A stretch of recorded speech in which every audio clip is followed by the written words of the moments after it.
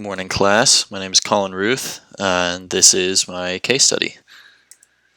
So I did mine on the topic of fitness, since that's the topic I'm passionate about, and I chose to do a bit of research on the National Fitness Campaign. Yes, that is the name of it, actually. It's a bit of a strange name, considering how generic it seems.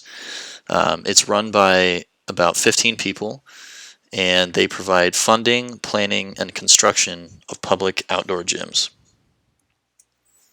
So the health issue, like I said, is fitness, but it is a bit of a twofold issue. So the first part is sort of infrequent exercise or non-existent exercise habits, and they want to cure that by what they do in the company, which I'll explain in a bit.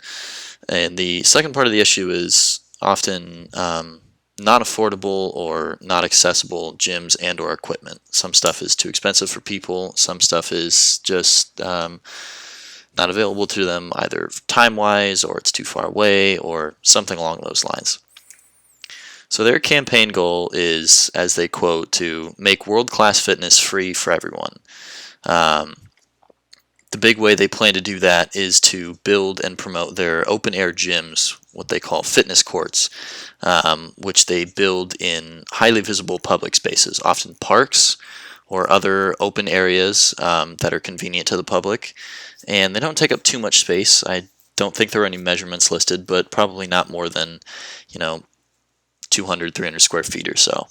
They use the idea of putting it in a highly visible public space to increase the awareness of it, both for fitness overall and for promoting themselves to get people to use them, since it is free to use. So their target publics, they claim on their website to aim at adults of all ages, but I did a little more analysis myself, and I think it's more likely that they're aimed at college students and fully employed working adults aged 25 to 45, I would say. The reason I chose this demographic to focus on is because they're most likely in that age group to be physically active and aware of the importance of fitness to themselves, and they're more likely to get involved in the promotion either because they can afford to help promote, or they can be physically present for these launch events or other sorts of media activities they have going on. And while the only officially stated target demographic is adults of all ages, I think the most prevalent group of people involved in both the campaign and the promotions are people aged 25 to 45.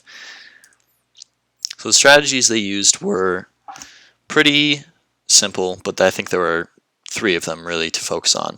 The first one is the concept of removing barriers, which we talked about in class. The gyms and the attached app that they have, which has class scheduling and workouts attached, are free to use for the public. Once the city or community has decided to go through with the project, they set up basically debriefings, meetings, and then plannings to work on where they locate it, how they fund it, and how they can promote it afterwards. So the point is, it goes through your Parks and Recreation department in your city. It gets funded. They didn't really explicitly list how, but potentially through taxing or through just donations. And then it's a free and public space. The secondary strategy I think they used was publicity or media coverage as a concept. The biggest point was, like I said before, they specifically place the gyms in these visible public spaces, and they also have these large launch events and further promotions both before and afterwards to draw repeated attention to them and make sure that people see that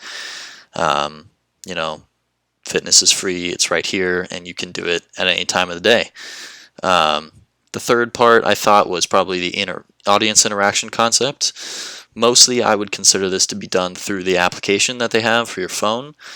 There's class scheduling and also fitness challenges that you will see about later in the app, with leaderboards across the nation and your region to compete against once the place has been built. The other thought was that I suppose you could potentially consider audience interaction to be fundraising, but I didn't think that was as relevant, so we can put that on the back burner. The main tactics they used for the media and the outreach channels, it's certainly focused on the events they run at launch and sometimes pre and post as well, and localized promotions. I looked on YouTube and other big social media sites, and their presence there is extremely limited. Videos have often less than 1,000 views or stuff like that. They have a very limited presence online, which I think is one of their biggest pitfalls. Their timeline, they didn't really speak of a timeline for the campaign because each piece of the campaign is an individual project, community by community. However, they do have a relative timeline listed for each project build. It's about a year and it goes in 3 phases. The phases are not listed, in approximation by months or days either. It's just, here are your chunks, here's how it goes.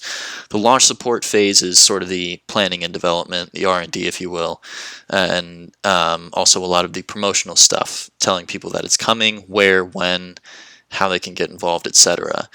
The phase 2, activation and engagement, is the immediate post-launch stuff, where they have, the app goes live for them, and then they can start doing the challenges on the leaderboard and build community by other people that go there. The third part is the fitness season. These are the challenges I spoke about, varying in difficulty and scale, and the leaderboards are also online. So the results, I said, overall it was success. They have, over the approximately 30 or nearly 40 years now that they've been going, they have already 4,000 locations in different communities. It's a great foothold for them, and I think they definitely have room to expand, considering the traction that it has gained in the places that they have them. It seems to be well used and well liked. The big success factor has to be the free aspect, I think, and the seemingly low build cost. Mentions of the cost requirement were very few and far between, but they mentioned in a campaign, donation matching way that a lot of the builds seem to be under $100,000, sometimes even less, and I think that's a big reason why they're able to spread as easily as they do. So lessons learned, I think the biggest one has to be a good way to promote, fitness or any health movement is with free or low-cost options, and this is definitely kind of both. It's low cost for the build and then free post-build for people to use. There's no entrance fee or anything like that. It's a very clear and open public space. The things I think they could improve on and what I would have done is focus a lot more on the use of the internet. They really need to promote harder on there. It's the new way of the world, and I think their failure to do so might be their biggest limiting factor currently. I had never heard of them before until I had done a Google search, and yes, it might have been the third or fourth thing that came up, but I had never seen it before anywhere. Options I listed here were paying for sponsored posts on big social media outlets. Yes, it can be annoying to some people, but it is a good way to get exposure. Influencer involvement is a tricky one because you might have to find people who might need to travel to go to some of these events. Being how spread they are, it seems like they're in about all 50 states. There should be somebody everywhere in a niche to do that, but you might have some trouble. The last one I thought would be a good one would be getting a special clip on the national news. I figure that can't hurt. A lot of people watch, the big 3 nightly reports every night, and that would be a great way to get seen.